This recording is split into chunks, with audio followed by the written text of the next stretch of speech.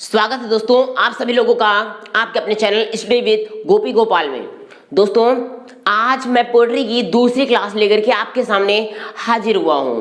तो दोस्तों बिना समय गवाए आज हम सीधे मुद्दे पे आते हैं और बात करते हैं आज का हमारा लेसन कौन सा है। लेसन 2 है दोस्तों, जिसका नाम है द साम ऑफ लाइफ, और ये चैप्टर है क्लास 10th के बच्चों के लिए बहुत useful, very useful to the high school से स्टूडेंट्स।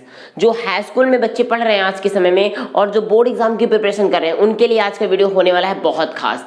तो दोस्तों एक बहुत ही आसान लैंग्वेज में, जैसे कि मैंने कहा था ना कि एग्जाम टाइम है, इसलिए आपको बहुत ही जल्दी से चैप्टर को कवर करने की कोशिश करेंगे और एक वीडियो में पूरा चैप्टर कवर करने की कोशिश करेंगे। फिलहाल मैं भी क्वेश्चन आंसर नहीं लेके आ रहा हूं, लेकिन आपको चैप्टर रिव्यू करवा दूंगा, आप सीख जाओगे। तो चलिए दोस्तों क्या है टॉपिक हमारा, जरा पढ़ते हैं। पहले हम बात करते हैं the psalm of life. Actual में इस वर्ड में देखिए दोस्तों, यहाँ पे पी साइलेंट होता है। पी साइलेंट इसलिए होता है क्योंकि कुछ वर्ड ऐसे भी होते हैं जिनमें हम किसी न किसी लेटर को साइलेंट रखते हैं। आपको पता है ना, कोई ना कोई लेटर ऐसा होता है जो कि क्या होता है, साइलेंट होता है। ओके, तो यहाँ पे ये लेटर कैसा है, साइलेंट है, इसलिए हम इसको पसाम नहीं बोलेंगे। पसाम बोलेंगे गलत हो जाएगा, हम इसको साम बोलते हैं। साम का मतलब होता है गान, PSALM। साम का मतलब गान अर्थात गीत। क्या बोलते हैं इसको, गीत। ये किसका गीत है, ऑफ लाइफ, जिंदगी का, जीवन का गीत है, जीवन का गान है। ठीक है, जैसे आप राष्ट्रगान गाते हैं, वो राष्ट्र का एक गीत होता है, राष्ट्र का गान है। नेशनल एंथम आप गाते हैं ना, जन गण मन अधिनायक जय हे, ऐसे बिल्कुल सावधान होकर के आप लोग गाते हैं। तो ये हो गया हमारा राष्ट्रगान। और ये क्या है, लाइफ का गान, जिंदगी का गान। इसको लिखा किसने है दोस्तों, HW लॉन्गफेलो जी ने। ये फॉरेन राइटर है, अमेरिकन राइटर है, अमेरिकन पोएट है सॉरी। तो इन्होंने लिखा है दोस्तों इस पोएम को। और इस पोएम में आपको एक चीज बता दूं कि कविता चाहे वो हिंदी की हो या इंग्लिश की, कविता इशारा करती है, कभी खुलकर नहीं कहती। बहुत बड़ी बात बोलता हूं कि कविता इशारा करती है, खुलकर नहीं कहती। लेकिन अब वो जो नैरेटर होता है उस कविता को समझाने वाला, वो उस चीज को मतलब उसका विस्तृत वर्णन करता है और वो ये बोलते हैं कि वो कविता आखिर हमको सबक सिखाना क्या चाहती है। तो दोस्तों इस जीवन के गीत में हम लोग क्या सीखेंगे, जरा पढ़ते हैं और देखते हैं। पहला स्टैंजा है दोस्तों हमारे पास, life is real, life is earnest, and the grave is not its goal, dust thou art to dust returnest, was not spoken of the soul। तो देखिए दोस्तों हम पहले इसके बारे में चर्चा करते हैं। और क्या है ये, कवि कहते हैं, जरा एक एक वर्ड पे ध्यान दीजिएगा, आप लोग ध्यान से समझेंगे तब आपको पूरा चैप्टर समझ आएगा। और दोस्तों एक बात आपको बता दूं कि वीडियो के एंड तक आप बने रहिएगा, क्योंकि आप स्किप कर देंगे फिर आप बोलेंगे सर आपका सिखाया हुआ कुछ समझ में नहीं आया। आप पूरा वीडियो देखिए, अगर फिर ना समझ में आए तो आप बताइए, आप कोई चीज सिखा के जाऊंगा मैं, आप पूरे मन से सीखिए। क्या है, लाइफ इज रियल, जिंदगी है रियल माने वास्तविक, सच्चाई से भरी हुई है या नहीं जिंदगी। हम बोल दें इस जिंदगी में कुछ भी खास नहीं है और दूसरे की लाइफ में बहुत कुछ खास है, इस जिंदगी में हम कहते हैं केवल सुख है, तो गलत हुई ना बात, क्योंकि हमारी लाइफ में सुख है वो हम मान लेते हैं, लेकिन इसी दुनिया में, इसी जिंदगी में कोई दूसरा बंदा भी है, कोई दूसरा व्यक्ति भी, उसकी लाइफ में दुख है। समझ रहे ना आप बात। हो सकता है या तो किसी दूसरे की लाइफ में दुख है और मेरी लाइफ में सुख है, तो मैं कैसे मान लूं कि नहीं ये गलत बोल रहे हैं, ये कैसे हो सकता है। तो ये जीवन जो होता है सुख और दुख का द्वंद्व है, उतार चढ़ाव, अप्स डाउन्स, ये आते रहते हैं। लेकिन अब इसी की यही तो वास्तविकता है। देखिए दोस्तों किताबों में लिखा हुआ बहुत कुछ मिलेगा, किताबों में मिलता है कि जिंदगी ही एक बहुत ही खूबसूरत सपना है।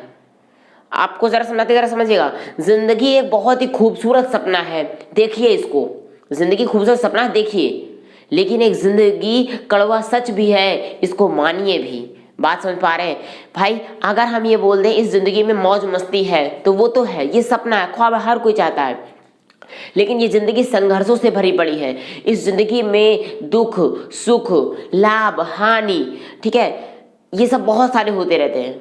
तो हम कैसे इसे किनारा कर सकते हैं। एक्चुअल में देखें तो सुख और दुख एक दूसरे के पूरक है, कॉम्प्लीमेंट्री टू ईच अदर। एक दूसरे के पूरक, अगर एक नहीं होगा तो दूसरा अपना अस्तित्व खो देगा, दूसरा नष्ट हो जाएगा।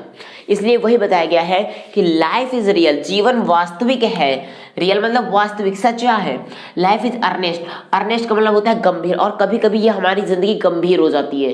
जिसके पास प्रॉब्लम आ जाती है उसकी जिंदगी देख लो आप, वो हंसता मुस्कुराता चेहरा भी डल हो जाता है, वो ज्यादा अच्छा नहीं लगता, नीरस हो जाता है। तो जिंदगी वास्तविक है, सच्चाई से भरी है, और जिंदगी गंभीर है। And the grave is not its goal. Grave का मतलब होता है, यहाँ पे ग्रेव का रियल मतलब होता है कब्र, लेकिन कब्र का मतलब मौत, ठीक है। कब्र का मतलब यहाँ पे क्या लिया गया है, मौत। और मृत्यु, मौत इज नॉट इट्स गोल, इसका लक्ष्य नहीं है। गोल मतलब लक्ष्य। हमारी इस जिंदगी का मकसद मरना नहीं है, कब्र में जाकर के दफन हो जाना नहीं है। फिर क्या है, life and the grave is not its goal, इसका मकसद मर जाना, कब्र में दफन हो जाना या क्रिमेटेड हो जाना, अंतिम संस्कार हो जाना, मरना है ही नहीं इसका लक्ष्य मकसद। फिर इसका लक्ष्य क्या है, dust thou art to dust returnest. अब डस्ट दाउ आर्ट, अब यहाँ पे जरा इस बात को समझिए। मैंने आपको दोस्तों अभी पहले ही बताया ना कि कविता इशारा करती है, कभी खुलकर नहीं कहती। तो ये कविता सिर्फ इशारा कर रही है हमको एक लैंग्वेज बताने के लिए। और यहाँ पे जो इसमें फिलॉसफी ली गई है, जो यहाँ पे दर्शन शास्त्र लिया गया है, वो लिया गया है हमारे श्रीमद् भगवद गीता से। जी हाँ दोस्तों, I am talking about Shrimad Bhagavad Gita, ठीक है, जिसको रिटन किया है महर्षि वेदव्यास जी ने। वहां की एक फिलॉसफी ली गई है जिसमें बताया गया है कि हमारा शरीर मिट्टी से बना हुआ है। डस्ट मतलब होता है धूल, लेकिन इसको समझाने के लिए बताया गया कि ये शरीर मिट्टी से बना हुआ है और मिट्टी में ही मिल जाएगा। तो देखिए वही लिखा गया है, डस्ट दाउ आर्ट, ये आर्ट, ये शरीर एक रचना है, एक कला है। कौन सी कला है, जो मिट्टी से बनी हुई है, मिट्टी से बनी हुई ये एक रचना है ये शरीर। और डस्ट रिटर्नेस, और वापस रिटर्न किस में हो जाएगा, वापस बदल जाएगा इसी डस्ट में, इसी धूल में, इसी मिट्टी में वापस ये बदल जाएगा। अब was not spoken of the soul, ये भी भगवत गीता का एसेंस है। और ये भी बात बताई गई है कि ये बात, कि ये जो हमारी जिंदगी है, हमारा शरीर है, नष्ट हो जाएगा। Was not spoken of the soul, आत्मा के लिए, हमारी आत्मा के लिए ये बात नहीं कही गई है, क्योंकि आत्मा क्या है, अजर और अमर। आप कह सकते हैं our soul is immortal. Immortal का मतलब होता है अमर, हमारी आत्मा कभी मरने वाली नहीं है। ये मरता तो ये सही है। भगवत गीता, जो बच्चे भगवत गीता का थोड़ा सा भी अध्ययन किए होंगे वो इस बात को समझ सकते हैं, ठीक है। मैं किसी भी धार्मिकता को लेकर के बात नहीं कर रहा हूँ दोस्तों, मैं धार्मिक बुक को इम्पोर्टेंस नहीं दे रहा हूँ, लेकिन जो बात सच है उस चीज़ को तो लाना आपके सामने। गुरु का कर्तव्य होता है कि बच्चों को अच्छी शिक्षा देना। और हम ये नहीं कह रहे दोस्तों कि आप भगवत गीता पढ़िए, आप बिल्कुल पढ़िए, क्योंकि बहुत अच्छी चीज़ है। आप, मैं भगवत गीता में बहुत अच्छी बातें लिखी हैं, आप उसको पढ़िए। कुरान में बहुत अच्छी बातें कुछ जगह पे लिखी मिलेंगी, आप वो पढ़िए। मैं कहता हूँ आप हर बुक को पढ़िए, जो बुक में अच्छी चीज़ें मिले आप उनको एब्जॉर्व कर लीजिए, ठीक है। तो मैं किसी पर्टिकुलर, किसी भी धार्मिक, किसी धर्म को इम्पोर्टेंस नहीं दे रहा हूँ, मैं बात कर रहा हूँ तो उसकी अच्छाई की। आप समझ रहे हैं ना? हाँ, तो इसको किसी राजनीतिक मुद्दे से मत जोड़े, ना तो किसी धार्मिक मुद्दे से जोड़े इस बात को। तो यहाँ पे क्या हो गया, यहाँ पे आत्मा किसके बारे में नहीं बोला गया कि ये जो मिट्टी का बना शरीर मिट्टी में मिल जाएगा, ठीक है ना। तो ये बात आत्मा के लिए नहीं बोली गई है। बात समझ में आ गई है? तो चलिए अब आगे आते हैं। सेकंड दोस्तों, not enjoyment and not sorrow is our destined end or way, but to act that is tomorrow find us further than today. तो देखिए दोस्तों, सेकंड पैराग्राफ में आते हैं। सेकंड स्टैंजा हमारा ये कहता है कि नॉट एंजॉयमेंट, ना तो मौज मस्ती, एंजॉयमेंट का मतलब तो आनंद, प्लीजर, हंसी खुशी, ना तो एंजॉयमेंट, एंजॉयमेंट समझ गए, हंसी खुशी, मौज मस्ती, ये एंजॉयमेंट, मौज मस्ती, आनंद, एंड नॉट सॉरो, और ना तो दुख। ये जो मतलब कहने वाला जो सुख है, आनंद है, और जो दुख है, ये is our destiny and our way. Not पहले से लगा दिया गया है कि नहीं है ये बात, इस बात को निगोशिएट किया गया, ये बात नहीं के लिए बोला गया है, ठीक है। एंजॉयमेंट और सॉरो, दुख और सुख क्या है, नहीं है, डेस्टाइन में निर्धारित, पक्की बात, फिक्स नहीं किया गया है। ऊपर वाले ने समझ आता हूँ दोस्तों, उस ऊपर वाले परवरदिगार ने, उस ऊपर वाले खुदा ने, उस भगवान ने हमारे मतलब मंजिल को कभी इस बात का ये नहीं पता कि यहाँ पे आपको दुख मिलेगा, यहाँ पे आपको सुख मिलेगा। वो हमारे कर्मों पर डिपेंड करते हैं, आप समझिएगा।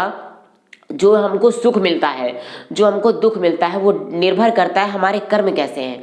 हम अच्छे कर्म करेंगे तो हमें सुख मिलेगा, हम गलत कर्म करेंगे हमको दुख मिलेगा। अब एक क्वेश्चन आपको बताते हैं।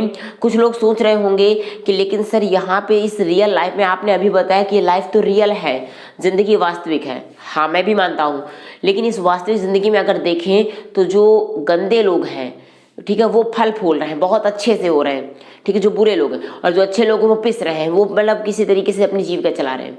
है ना ये क्वेश्चन आप सबके मन में? चलिए आपको बताता हूँ इसके पीछे रीजन ये है दोस्तों, क्योंकि भगवान जब किसी को अच्छा करने वाला, कोई अच्छा, थोड़ा सा टाइम ले रहा हूँ, आप एक ध्यान समझिए। जब किसी व्यक्ति को कोई अच्छा करना होता है, गॉड चाहता है कि आप अच्छे बनो, ठीक है। इसके लिए जो अच्छा व्यक्ति होता है उसकी बहुत परीक्षा लेता है। आप बताओ, एक जमीन के नीचे से हीरा निकाला जाता है और उसी जमीन से कोयला निकलता है, लेकिन हीरे और कोयले में अंतर होता है, क्योंकि कोयला जो होता है वो इतना ज्यादा संघर्ष नहीं देखता, इसलिए उसकी कीमत कम होती है। और वही हीरा कितने प्रक्रमों के बाद, कितनी प्रोसेस के बाद बाहर आता है और उसकी एक अलग ही वैल्यू होती है। तो अच्छा इंसान भले ही दुख तकलीफ में हो, ठीक है, लेकिन उसकी वैल्यू ही कुछ अलग होती है, वो दुनिया में सबसे निराला होता है। एक दूसरा एग्जांपल देता हूँ, सोने को ले लीजिए आप। सोना अगर सोचे कि मैं क्या कर सकता हूँ, मैं कुछ नहीं हूँ, मैं तो बेकार हूँ, वो आग से अगर डरे, सोना आग से डरने लगे, मैंने आग में नहीं तपूंगा, तो क्या वो कुंदन बनेगा? रियल में उसकी जो प्राइस होगी, क्या वो होगी? 40,000, 50,000, लाख, करोड़ों रुपए की जो सोना बिकता है, क्या ये बिकेगा? नहीं, कोयले के दाम में बिकेगा, तो वैल्यू कुछ नहीं होगी। और ये जो बुरे लोग होते हैं, ये होते बिल्कुल कोयले के तरीके। स्टार्टिंग में तो बड़ा रौब दिखाएंगे, बहुत अच्छा हूँ, लेकिन बाद में वो रोएंगे, पछताते हैं कि मैंने गंदे काम क्यों किए। और जो अच्छे लोग होते हैं अपने संघर्षों के पड़ाव में आगे बढ़ते हैं और एक दिन वो मुकाम हासिल करते हैं जो दुनिया वाले सिर्फ सोचते रह जाते हैं, जो दुनिया वालों को केवल दिखाई देता है, सपने में देखते हैं, काश मैं भी ये मुकाम हासिल कर पाऊँ। आप समझ पा रहे हैं? चलिए आगे आते हैं। तो क्या बोला गया कि नॉट एंजॉयमेंट, ना तो दुख ना तो सुख हमारी जिंदगी में निर्धारित नहीं है। डेस्टाइन्ड एंड, निर्धारित अंत नहीं है इसका। डेस्टाइन्ड एंड का मतलब समझ गए कि बोल दिया गया कि यही बस आपका तुम्हारा आखिरी समय है, अंत में हमको सुख मिलेगा, अंत में दुख मिलेगा, ऐसा नहीं है। चलिए आपको एग्जांपल समझ, तो क्यों ऐसा नहीं समझिएगा। जैसे आप ये बताइए दोस्तों, एक साइकिल चलती है, साइकिल का मतलब एक दिन चक्र चलता है। आज अभी अगर दिन है तो दूसरे पल रात होनी है या नहीं, पहले ये बताइए। थोड़ा ध्यान से समझेंगे, पूरा कॉन्सेप्ट क्लियर होगा। अगर अभी दिन है तो क्या रात होनी निश्चित है या नहीं? है ना, पक्की बात है। और पहले दिन है तो रात होगी, रात है तो फिर से दिन होगा, फिर ये प्रक्रिया चलती रहती। क्या रुकी क्या ये प्रक्रिया? ये प्रक्रिया रुकती नहीं है, ये प्रक्रिया अनवरत चलती रहती है, कांस्टेंट ये क्या करती रहती है, चलती रहती है। इसको कोई रोक सकता है? नहीं रोक सकता। वैसे ही हमारी लाइफ में क्या होता है दोस्तों, सुख और दुख का आना जाना लगा रहता है, ठीक है। अगर सुख आया है तो ये बात कंफर्म ले लीजिए, आप लिख के ले लीजिए कि दुख आना ही आना है उस बंदे के पास। और जिस बंदे के पास, जिस व्यक्ति के पास दुख है, उसकी लाइफ में सुख भी आना पक्का है, तय है, ठीक है। इसलिए वही बोला गया है कि खुशी और गम एक निर्धारित अंत नहीं है। इस बात को पक्का कोई गारंटी नहीं कि कोई निर्धारित फिक्स है, फिक्स बात बिल्कुल नहीं बोला गया है, ठीक है। फिक्स नहीं है, ये बात फिक्स नहीं है कि ये बिल्कुल सही है, ठीक है। आगे, और या तो कोई रास्ता भी नहीं है, बट टू एक्ट। लेकिन अच्छा अब ये है नहीं तो हम क्या कर सकते हैं, but to act that is tomorrow. लेकिन ये तो ठीक है, चलिए हमने बता दिया कि हमको ये चक्र चलता रहता है। जैसे दिन के बाद रात और रात के बाद दिन आता है, वैसे ही सुख, सुख के बाद दुख और दुख के बाद सुख, ये आनंद तय है। लेकिन हम लोग कर क्या सकते हैं, but to act that is tomorrow. लेकिन हमको अपनी पूरी जी जान लगा करके, पूरे समर्पण से इतनी मेहनत करनी है, वो काम करने हैं, ठीक है, वो मंजिल को पाने के लिए कि हम क्या करें, find us further than today, कि हम जहाँ पे आज हैं इतनी मेहनत कर लो कि आज जहाँ पे तुम हो कल हमेशा उससे आगे दिखो। अगर समझना, पढ़ने वाले बच्चों के लिए बता रहा हूँ, अगर आप आज आपने इंग्लिश स्पीकिंग करना चाहते हैं, इंग्लिश सीखना चाहते हैं, इंग्लिश सीखने के लिए मीनिंग सबसे जरूरी होती है, रूल सबसे जरूरी होते हैं। अब सपोज दैट आपके पास आज इंग्लिश का वर्ड पावर बहुत कम है, आज आपके पास सपोज दैट 100 मीनिंग आपको लर्न है। आपको कितनी मीनिंग लर्न है? 100 मीनिंग्स आपको लर्न है। तो कल कोशिश करो 2 मीनिंग लर्न कर सकते हो एक्स्ट्रा, जब आप 2 मीनिंग एक्स्ट्रा लर्न करोगे दोस्तों, तो आपके पास अगले दिन 100 मीनिंग नहीं रह जाएंगी, 2 मीनिंग हो जाएंगी। तब आप क्या बोलोगे, कल की डेट में बोलोगे मैं आज, कल की डेट में आज के लिए बोलोगे कि मैं कल से आगे हूँ। आज 100 पे है तो कल 102 पे हो जाएंगे, तो आप आगे बढ़े ना। तो वही होता है, हमें ऐसी मेहनत करनी है, ठीक है, कि ईच टुमारो, हमारा हर आगे आने वाला कल, हर आगे आने वाले कल में हम अपने आप को क्या पा पाए, हर आगे आने वाले कल में हम अपने आप को कल से ज्यादा बड़ा आगे हम आगे उठा हुआ मान पाए। समझ रहे हैं ना। तो ये हो गया, ठीक है। चलिए अब आते हैं, नेक्स्ट है, in the world's broad field of battle, in the bivouac of life, be not like dumb driven cattle, be a hero in the strife. जरा ध्यान से समझिएगा दोस्तों, इस चीज को, बहुत इंपॉर्टेंट पैराग्राफ है ये, आगे देखिएगा। हाँ, आपको एक इन्फॉर्मेशन के लिए एक बात बता दूं दोस्तों, कि अगर आप लोग पहले, अभी तो फिलहाल मैं इसको एक्सप्लेन करने के लिए बता रहा हूँ, ठीक है। कुछ समय बाद में इसका एक पूरा मीनिंग, बहुत से बच्चों को मीनिंग में प्रॉब्लम हो रही है ना, हाँ मैं समझता हूँ, ठीक है, बहुत से बच्चों को मीनिंग में प्रॉब्लम ही होती, मीनिंग ही प्रॉब्लम होती, वरना अर्थ तो आ जाएगा। तो चलिए डोंट वरी, मैं जरा इसका भी 1 हफ्ते के बाद मैं इसकी मीनिंग का सेशन आपको अपलोड करके दे दूंगा, ठीक है। पहले पोएट्री का देने वाला हूँ, ठीक है, लेकिन पोएट्री का सेशन आप याद रखिएगा, मैं पोएट्री के 3 चैप्टर अभी आपके जो सिलेबस में है, उन्हीं चैप्टर की मीनिंग वोकेबलरी आपको दे दूंगा। लेकिन फिलहाल पहले तो मैं इस चैप्टर को एक्सप्लेन करूंगा, प्रोज पोएट्री। आपको बता दूं, प्रोज का ये पूरे चैप्टर एक्सप्लेन हो चुके हैं, मैंने प्लेलिस्ट बना दी है, वीडियो में डाल दिया है। आप चैनल पे जाइए, चैनल को विजिट कीजिए, study with Gopi Gopal channel को विजिट कीजिए, और प्लेलिस्ट पे जाइए, तो वहाँ पे प्रोज का एक सेशन आपको दिख जाएगा, आप वहाँ से पढ़ सकते हैं। 4 पार्ट है, मैंने चारों लेसन डाल दिए। अब आते हैं पोएट्री में, पहला लेसन हो गया है, अब दूसरे लेसन पे हम बात कर रहे हैं।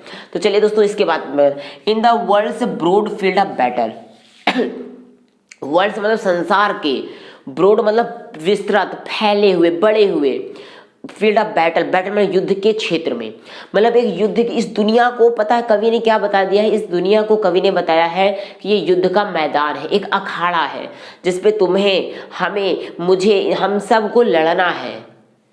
अब लड़ने का मतलब ये नहीं कि एक दूसरे को जा करके बाल पकड़ घसीट के पटक दो, पटका साले को, देखा जाएगा, अरे ताकत देखने आया था मेरी, ऐसे लड़ाई नहीं करनी यहाँ पे, ठीक है। लड़ाई कैसे करनी है, वो पटाखा एक दूसरे के बाल पकड़ के, ये नहीं कि ये कर गया, ये फेंक दिया उसको, ठीक है। अब बाहुबली बन के बिल्कुल बॉडी दिखा रहे, देखो बॉडी नहीं दिखाना, ठीक है। यहाँ पे है ब्रॉड फील्ड ऑफ बैटल का मतलब यहाँ पे लड़ाई करनी, किससे करनी है, अपनी परिस्थितियों से लड़ाई करनी है, हमें अपनी सर्कमस्टांसेस से लड़ाई करनी है, हमें अपने आप को आगे बढ़ाना है, तो अपनी सुविधाओं से लड़ाई करनी पड़ेगी। भाई पढ़ाई करने के लिए क्या करना पड़ता है, अगर आपको सफल होना है, तो जो बच्चे बोर्ड की प्रिपरेशन कर रहे हैं, जो टॉप की लिस्ट में आना चाहते हैं, उनसे पूछो जा करके, वो लोग 11-11, 12-12, 1-1 बजे रात तक पढ़ते हैं। वो भी चाहे तो सोएं आराम से, क्या दिक्कत है, मोबाइल चलाएं, लेकिन वो ऐसा नहीं करते। वो क्या करते हैं, उनको नज़र में सिर्फ पहले संघर्ष है, स्ट्राइफ, यहाँ पे एक वर्ड आया स्ट्राइफ, स्ट्राइफ का मतलब होता है स्ट्रगल, ठीक है। और ये जिंदगी का सबसे कड़वा सच है कि हर एक बंदा, हर एक व्यक्ति के जीवन में संघर्ष का दौर आता जरूर है, चाहे वो कितना भी अमीर क्यों ना बन गया हो, सब बिना संघर्षों के कोई महान नहीं बनता, ठीक है ना। एक बात याद रखो कि बिना संघर्षों के कोई महान नहीं बनता, बिना संघर्षों के कोई महान नहीं बनता, और जब तक ना पड़े हथौड़े की चोट, और जब तक ना पड़े हथौड़े की चोट, पत्थर भी तब तक भगवान नहीं बनता, पत्थर भी तब तक भगवान नहीं बनता। तो समझ गए दोस्तों, आपको हर एक चीज में आगे बढ़ने के लिए संघर्ष जरूरी है। तो यहाँ पे क्या है, इस दुनिया को बिल्कुल क्या बना दिया गया, युद्ध का मैदान, और इस युद्ध के मैदान में, ये बहुत बड़ा मैदान है, हमें कैसे होना है, in the bivouac of life, बिवोक मतलब होता है पड़ाव, जिंदगी के हर एक पड़ाव में, हर एक स्टेप पे, हर एक कदम पे, ठीक है, हर कदम पे, यह जिंदगी का हर एक कदम एक बहुत बड़ा युद्ध का मैदान है, और इस मैदान में हमें कैसे नहीं बनना, be not like dumb driven capital, एक गूंगे जानवर की तरह नहीं बनना, कि जिस जानवर को आप बोलेंगे ना, तू तू तू तू तू तू तू तू तू उधर चल, भेड़ बकरी देखा है, उसको जिधर डंडा लेके हाँक दो, या जिधर बोलो इधर उधर हाँक दो, तो उधर ही चलता रहता है, ऐसा नहीं बनना हमें, ठीक है। डम्ब मतलब गूंगा नहीं बनना, जहाँ पे अपने अधिकारों की बात होगी, जहाँ पे अपने कर्तव्यों की बात होगी, करनी है। अब मेरी बात ध्यान से समझना, बहुत से लोग कर्तव्यों की बात को लेकर के पीछे जाते हैं, अपने अधिकारों को बहुत ज़्यादा करते हैं, अरे मेरा अधिकार है, कभी अपने आप से प्रश्न किया आपने, मेरा अधिकार तो है, लेकिन मेरा कर्तव्य कहाँ पे है, अपने कर्तव्य को लेकर के कर्तव्यों का निर्वहन किया है आपने, नहीं ना। तो इसलिए कभी ध्यान रखिएगा कि हमेशा मेरी बातों को आप जरा सोचिएगा दोस्तों, आप विचार मंथन जरूर करिएगा, ठीक है ना। आज मैं बहुत उत्साह के साथ नहीं आया हूँ, ठीक है, लेकिन आपको थोड़ा सा एक फ्लो में बताने के लिए थोड़ा धीरे बता रहा हूँ, लेकिन आप सीख लेंगे। तो इस जिंदगी के इस मैदान में हर एक पड़ाव पे, हर एक कदम पे कभी भी गूंगा जानवर बन के मत रहना, ड्राइवन कैटल, कि जिसको किसी भी दिशा में इधर उधर हटा दिया जाए। एक वो भेड़ चराने वाला जो होता है, वो एक भेड़ को हाथ तू करता है और दूसरी तरफ चली जाती है। ऐसा नहीं बनना कि कोई भी आए, कोई भी ऐरा गहरा आता है, आपको इधर उधर, आप इधर जाओ वैसे जाओ, कुछ उसके कहने पे हम चल रहे हैं। क्यों चले भाई हम उसके कहने पे? कौन होता है वो? कौन होता है वो? उसके कहने पे मैं क्यों चलूं? या आप क्यों चलेंगे? आप मेरे कहने पे क्यों चलें? आप सोच रहे हो कि आप सिर्फ गुरु हैं, चलिए गुरु हैं इसलिए चलेंगे, लेकिन आपको प्रश्न करने की आदत भी तो है ना। इसलिए फिर कैसे बनना है? गूंगा जानवर नहीं बनना, B a hero in the strife. इस जिंदगी के संघर्ष में, इस संघर्ष में कैसा बनो? हीरो, एक नायक के रूप में बनो। एक हीरो का मतलब होता है नायक, बहादुर व्यक्ति। क्या होता है? बहादुर व्यक्ति। एक नायक, हीरो के रूप में एक बहादुर व्यक्ति बन के लड़ो इस जिंदगी को। यार ये मैदान, ये युद्ध का मैदान है। युद्ध के मैदान में हम लड़ेंगे नहीं तो साला दुश्मन आएगा, हमको मार देगा। तो मरना है या लड़ना है, फैसला आपके हाथों में है। परिस्थितियां आपकी खराब है, आप गरीब हो, ठीक है, तो परिस्थितियों को दोष मत दो। दोष परिस्थितियों को दोगे तो रोते रहोगे जिंदगी भर। दोष अपने आप को, उठो यार, उठो, खड़े हो, अपना काम करो। आगे वही बोला गया है, समझना, उठना। रोते रहोगे गूंगे जानवरों की तरह, अपने अधिकार की लड़ाई, अपने कर्तव्य की लड़ाई नहीं लड़ोगे तो मर जाओगे। ये जिंदगी है, या तो लड़ना है या फिर मरना है, करो या मरो, डू और डाई, ठीक है। आगे क्या है? Let us then be up and doing, let us then be up and doing with a heart for any fate, still achieving, still pursuing, learn to labor and to wait। देखिए let us learn, let us का मतलब होता है आओ। कभी कहते हैं चलिए आओ, आते हैं, अब कंक्लूजन हो रहा। देन तब अगर इतनी सिचुएशन आपने हैंडल कर ली तो अब आइए B up and doing, be up, खड़े हो जाओ। आप जो अभी तक सो रहे थे ना, इस सब काम करने के बहाने ढूंढ रहे थे, काम ना करना पड़े, ये करना पड़े, वो करना, इन सब बहानों को छोड़ो यार, गोली मारो, आओ, उठो एंड डूइंग, और अपने काम में लग जाओ। एक पूरी शिद्दत से लग जाओ, उठो, जागो, और जब तक अपने लक्ष्य को हासिल ना कर लो तब तक रुकना नहीं। वैसे ये कहावत किसने कही है आप जरा कमेंट बॉक्स में लिख करके बताइएगा, अगर आप लोग ध्यान से सीख रहे हैं। और अगर वीडियो पसंद आ रहा हो तो आपको पता ही है करना क्या है, वीडियो को लाइक कर दीजिए। जो बच्चे चैनल पर नए हैं उसको सब्सक्राइब कर लो, क्योंकि अब धीरे धीरे नए नए वीडियो लेकर के आऊँगा, आपको सिखाना है ना, इसलिए।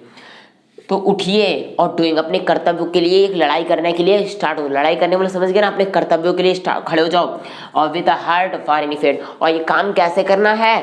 विद हार्ट, पूरे दिल से करना है, आधे अधूरे मन से नहीं, पूरे दिल से करना है। और आप याद रखो दोस्तों, जब कोई काम पूरे दिल से किया जाता है, जब कोई काम पूरे मन से किया जाता है, तो वो खुदा सफल होने के लिए हमको आगे बढ़ाती है।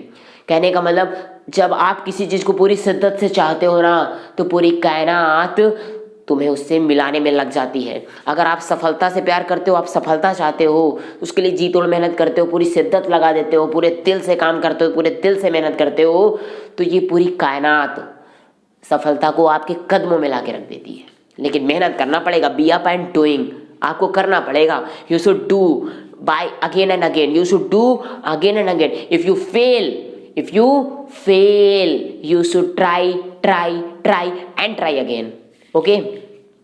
तो with heart for any fate. अब ये भी किस्मत से आप कोई काम पूरे दिल से करते हो ना, तो आपका कोई भी भाग्य चाहे खराब हो, वो अच्छा बन सकता है, ठीक है। आपके कर्मों पे निर्भर करता है, आपका आप कैसे कर्म करते हो। पूरे मन से करोगे तो भाग्य अच्छा बनेगा, खराब मन से करोगे तो भाग्य खराब हो जाएगा। स्टिल अचीविंग, स्टिल परसुइंग, आप अपने लक्ष्य का पीछा करो। परसुइंग मतलब पीछा करना, अपने लक्ष्य का पीछा करो, और कुछ ना कुछ तो आपको मिलता ही जाएगा रास्ते में। जब आप किसी अपने लक्ष्य की ओर बढ़ते हो तो आपको कुछ ना कुछ जानकारियाँ, कुछ ना कुछ नई चीजें मिलती हैं, और आप कुछ ना कुछ सीखते हो, ठीक है। फेल कभी नहीं होते, हार कभी नहीं होती है, याद रखना मेरी बात। हार इंसान की कभी नहीं होती, बस या तो जीत मिलती है या फिर सीख मिलती है। हमें सीखना है, हम परसुई करें, हम किसी चीज का पीछा करें, हम लक्ष्य की ओर बढ़ रहे हैं, तो हम कुछ ना कुछ हमें मिल भी तो रहा है। अचीव करते रहो, जो ज्ञान, जो नॉलेज, जो इन्फॉर्मेशन आपको मिलते रहे उसको अचीव करते रहिए। लर्न टू लेबर, और क्या सीखो, मेहनत करना सीखो, श्रम करना सीखो, परिश्रम करना सीखो, एंड टू वेट। और जब आप पूरे दिल से पूरी मेहनत करोगे तो जो आपका परिणाम मिलेगा तुरंत नहीं मिलेगा, आपको वेट करना पड़ेगा। तो थोड़ा सा इंतजार करो, आपका परिणाम, आप ऊपर वाला वो जो परिणाम देगा आप सोच नहीं सकते, उससे बड़ा ही परिणाम देगा। एक एग्जांपल से समझाते हैं, आप पूरे साल मेहनत करते हो, पूरे साल मेहनत करने के बाद आपका रिजल्ट कब डिक्लेयर होता है, आपने एग्जाम भी दिया, अब एग्जाम देने के क्या तुरंत बाद रिजल्ट आ जाता है, नहीं आता, आपको कुछ समय वेट करना पड़ता है, इंतजार करना पड़ता है। और जब रिजल्ट आता है तो आपकी मेहनत ही वहाँ पे साबित होती है, वहाँ की आपकी मेहनत ही होती है। और आप, अगर आपने जी तोड़ मेहनत पूरे दिल से मेहनत की होगी तो उस दिन आप क्या करोगे, झंडे गाड़ोगे, और अगर नहीं की होगी तो आप समझदार हैं।